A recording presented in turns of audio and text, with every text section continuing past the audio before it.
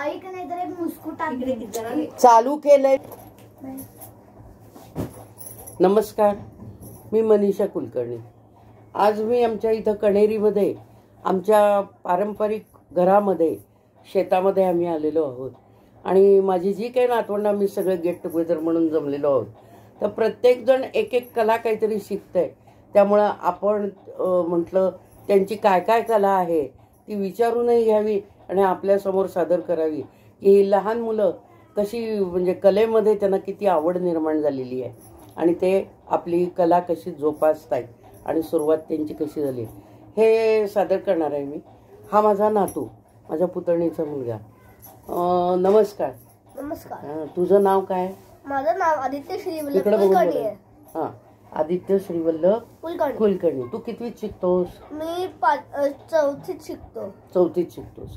आता तुला गायनामध्ये तबला, पेटी, गायन ह्याच्यामध्ये चित्रकला ह्याच्यामध्ये कोणचं कला निवडावी वाटली तुला? गायन. गायन.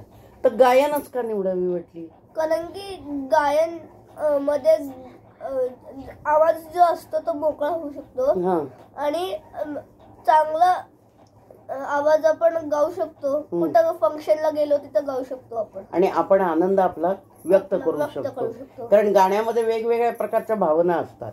तर त्या भावना तू त्या गाण्यातून व्यक्त करू शकतोस म्हणून तुला ते गायन हे कला आवडते. तर आता तू अजूनही गायनाचा क्लास कुठं लावलायस का? मी नाही लावला कुठं. पहिल्यांदा एकदा कुठेतरी लावलेला होतास का? नाही, एकदा लावलेला केंद्रीय विहार मध्ये. बर, मग ते तुझं बंद पडलं का? हा. मग ते कशामुळे बंद पडलं? ते पूर्ण हे वायफाय मिळत नव्हतं आणि ह्याच्यामुळे. नाही, आणि तुझ्या बाबांच्या बदल्या होतात ना. आता ते जावईच आहेत ना माझे, मला माहिती आहे. तर त्यांच्या कामाच्या निमित्तानं तुम्हाला वेगळ्या वेगळ्या ठिकाणी जावं लागतं. त्यामुळे मग ते वेगळ्या वेगळ्या ठिकाणी तुला ऍडजस्ट करून घ्यावं लागतं. ते त्यामुळे क्लास हुडकावा लागतो आणि अजून तुझं वय लहान आहे. तर आता तुझे आई बाबा तुझ्या गायनाच्या दृष्टीने प्रयत्नशील आहेत का? हो, आहे. मग तू त्यांना काय सांगशील की प्रत्येक ठिकाणी आपण जरी वेगळ्या ठिकाणी गेलो तरी माझ्या गायनाची कला मला जोपासायची आहे, बरोबर आहे का? गायनाची कला जोपासायची आहे ही तुझी इच्छा? माझी इच्छा आहे. त्याप्रमाणे त्या गावातले क्लास निवडून हे करून मग तुला तिथं गायन शिकायला जायचंय आणि तुझी गायनाची कला तुला जोपासायची.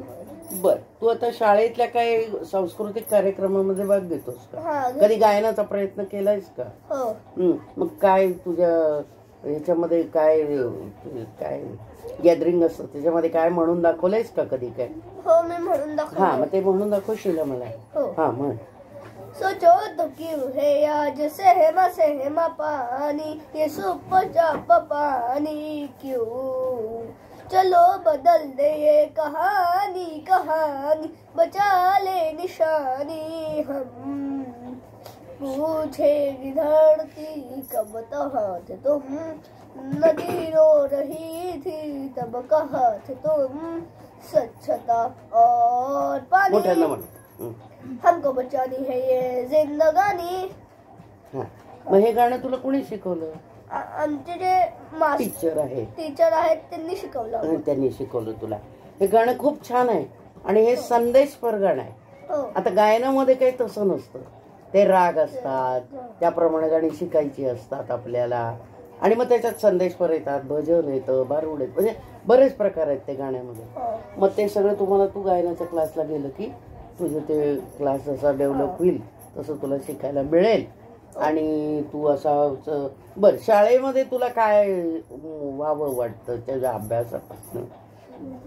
मला क्रिमिनल लॉयर बनायचंय. क्रिमिनल लॉयर म्हणजे ते पण तू एकदम वेगळंच निवडलेलं आहे क्षेत्र. आता तरी तुला ते तसं वाटतंय. आता पुढं कदाचित तुझी आवड सुद्धा बदलू शकेल. तर तू गायनामध्ये आणि गायनामधनं तुझं मनोरंजन होईल. गायन हे स्वतःच्या आनंदासाठी आणि दुसऱ्याच्या आनंदासाठी सुद्धा असतं. तर तू तुझं जे काय तुला आता वाटतंय त्या दृष्टीनं कुठं जिथं जाशील प्रत्येक गावामध्ये तिथं तुझ्या गायनाची कला जोपास, तुझ्या आईवडिलांच्या मागं लाग आणि तसे क्लास निवडून ती करेलच. पण तू पण त्याच्यामध्ये प्रयत्नशील राहा आणि खूप मोठा हो, गायक म्हणूनही मोठा हो हो. आणि क्रिमिनल लॉयर म्हणूनही मोठा हो. हो. आणि आम्ही तुझा उत्कर्ष ऐकू आणि तुझं गायनही आम्ही ऐकू काय कार्यक्रमातून. हो. तर असा मी असा सगळ्यांच्या तर्फे, असे तू सगळ्यात लहान आहेस, सगळ्यांच्या तर्फे तुझ्या इथं आपण सगळीजण जमलेलो आहोत. आज्या आहेत, मामी आहे, काकू आहे, काय जे आहेत सगळी, ते आम्ही तुला आशीर्वाद देतो आणि तू असाच मोठा हो. हा आमचा तुला आशीर्वाद आहे. धन्यवाद. धन्यवाद. हां.